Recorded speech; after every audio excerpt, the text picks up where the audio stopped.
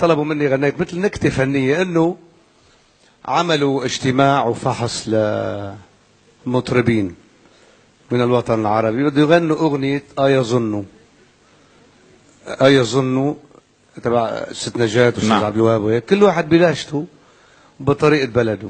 ف من رد نعيدها بعد 10 سنين حلوة كثير مهضومة. في جيل جديد هلا بكون سمع. هو هيك لانه الجيل الجديد ما سمعها. فشو نجاة الصغيرة، اسمعوا نجاة الصغيرة وناظم الغزالي، هيدا مطرب العراق الاول، صوته عظيم ولحد هلا الله يرحمه بس ما بيموت صوته. ناظم الغزالي وسيد خليفة، هذا مطرب السودان كمان، من السودان، مطرب السودان الاول. ومين كمان؟ ما كنت وقتها. هودي ثلاثة تقريبا. كان بعدني صغير. كنت صغير انت. فكل واحد بده يغني بلهجة بلده. ونجاة الصغيرة بالمصري طبعا. فاتت أول وحدة نجاة الصغيرة. شو قالت؟ تعطينا نغمة شيء دو نهوان دو أو شيء أو بلا نغمة.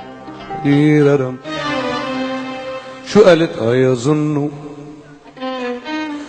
أيظن أني لعبة بيديه، أنا لا أفكر بالرجوع إليه.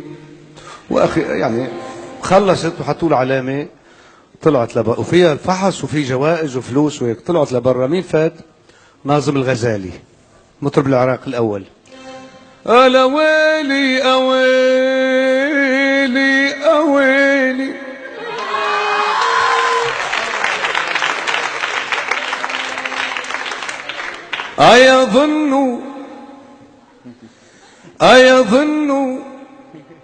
أيظن أني لعبة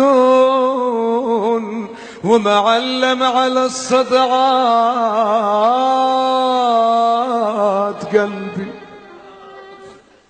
قل لي يا حلو من الله جابك، قل لي يا حلو من الله. يلا خلاص بس خلص. حطوا له علامة استاذ ناظم الغزالي. مين اجا؟ سيد خليفة مطرب السودان الاول، كمان بده يغنيها بطريقته. قال لهم يا دينو